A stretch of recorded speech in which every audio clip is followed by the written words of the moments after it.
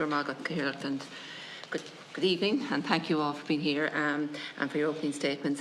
I suppose persons with disabilities are overrepresented in our criminal justice system, and we would have had the prison service in here before, and they were saying there's a huge number of people in prison with mental health issues and with autism or with intellectual disabilities, and a lot of that's down to the lack of supports in the community. If the people got the proper supports when they're young, they may not end up, committing a crime or maybe being, getting in with the wrong company or so on.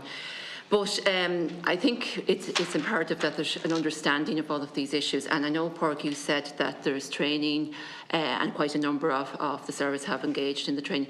That's everybody? Is that open to everybody, or is that just for new recruits?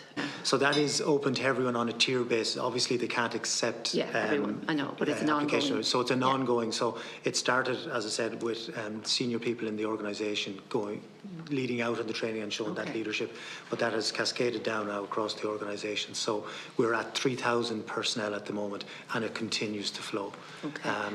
But then, leading on from your question, if I may, in terms of there's such a volume of other training that we engage in as well.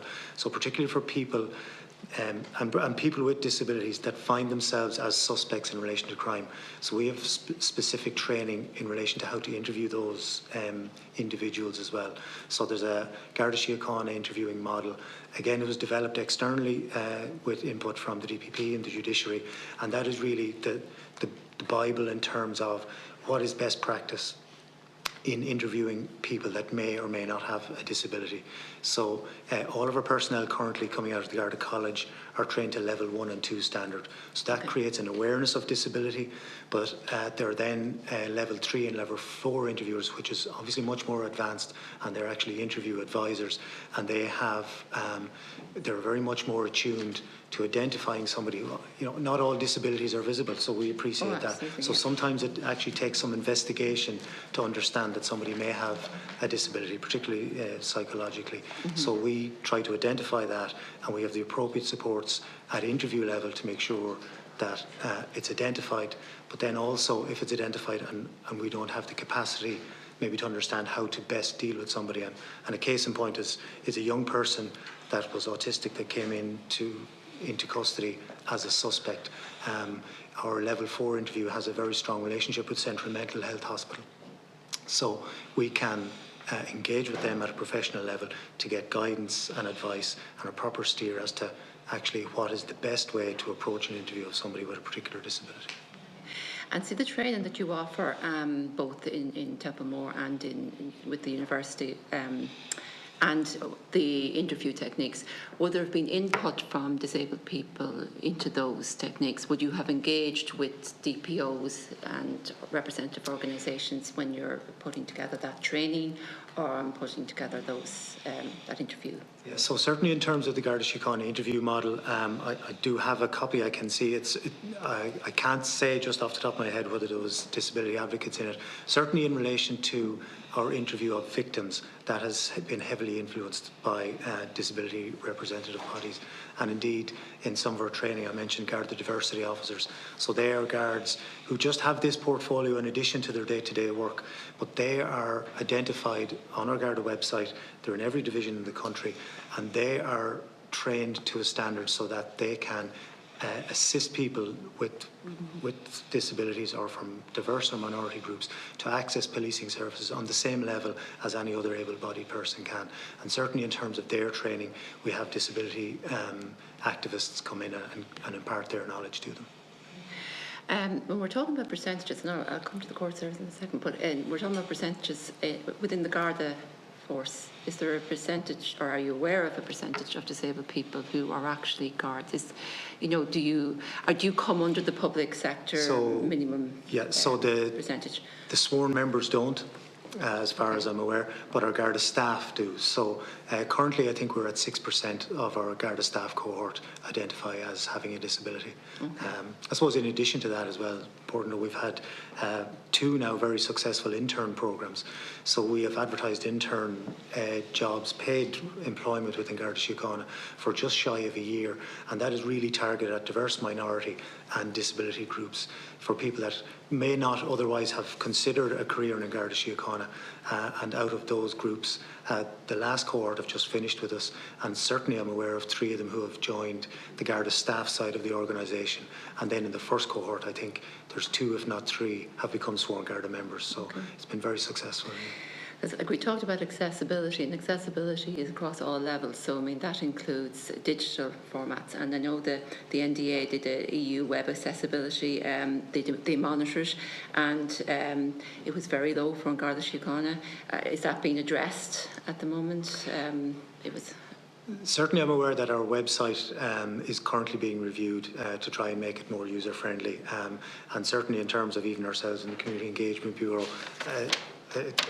the organisation has quite a number of areas to address, and even from community engagement and some of the actions we carry out with disability, we're fighting for a slice of the Garda website to make sure that our service is front and centre and that we can be seen, and that's certainly work that's ongoing. And then we look at some of the work that's been done in mobility.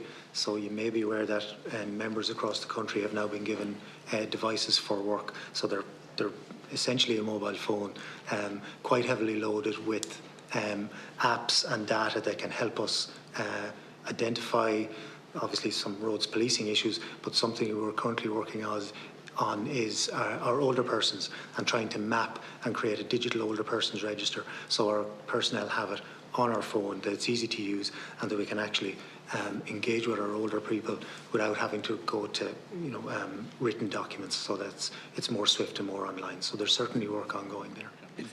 Pauline, your second part of the question. Thanks, Chair. There's just 2 things. Complaints procedure, you said that you only 3 complaints. How accessible is your complaints procedure? Maybe people are not complaining because they don't know how, or don't, or it's very difficult to do so. So just, to consider that. And the other question is around the wards of court. Now, I know you cannot be made a ward of court since the Assisted Decision Making Act was passed last year. I was of the understanding it was a 3-year process to remove people from ward of court, and you're saying it's been very slow. And the cost and effort, I mean, in the discharge. I know some families who have applied to have a loved one removed as a ward of court have been told that they will have to pay legal fees of anything up to 5,000, Whereas, but I just don't understand why, if there's only a 3-year period to do this and we're at a 1 year already gone, why it hasn't moved on further, that the court isn't actively pursuing removal of people from wardship.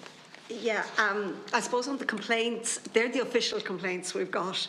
Now, I think people probably maybe are complaining at a local level to the local office manager, but our office managers on the ground out around the country try to resolve problems in the local office as things happen. Okay. So I think things need to be pretty bad before it comes in through the official complaints channel. Okay. And it may be, as you say, that people don't know how to complain. Now, we have it on our website, but again, the effort of going and finding that. We're doing a big piece of customer service work this year to try to improve our whole customer service offering and to figure out how we'll deliver services into the future, and it's one area that I've asked to be included in it, because we can't fix things if we don't know about them, and the complaints channel is one of the ways we find out about it.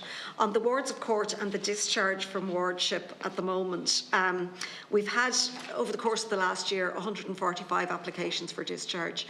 The majority of those were brought by the General Solicitor, so that's the Solicitor General who's appointed where no family member is appointed as committee for a ward of court. And I think there's a bit of a challenge there. The Registrar of Wards of Court will start this year now to list cases for discharge. The problem, I suppose, is that you don't want to list a case where the family then, or the ward, isn't ready to be discharged. That would be the worst of both worlds, where the person would have no support they could be left high and dry. And I do think that's a challenge. We've done a big push recently, and Tom will know more about this, to try to encourage more people to apply for discharge, but the challenges are there.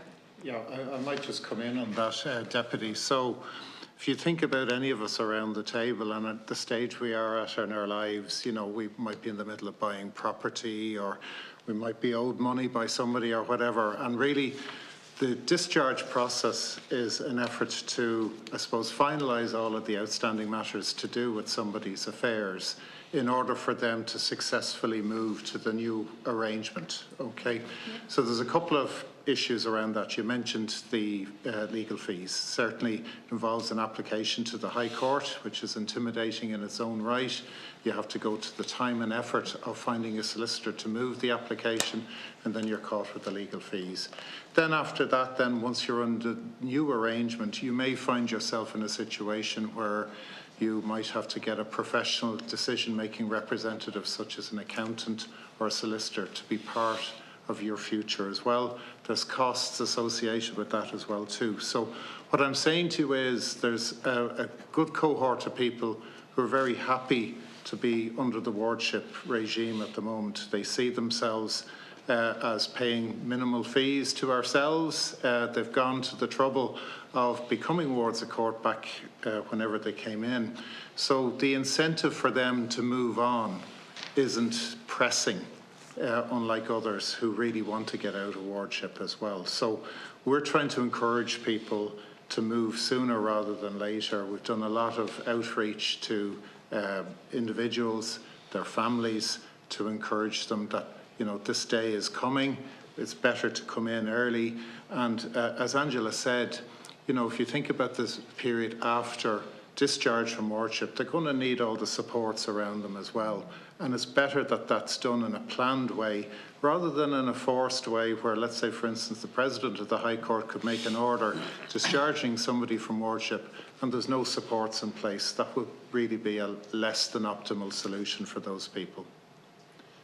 So I think it wasn't very well planned from the start, was it, if it was going to give 3 years to remove people? I mean, because all of those issues should have been taken into account when the Act was... Well, this is the provisions of the legislation. Yeah. We have to get on with it.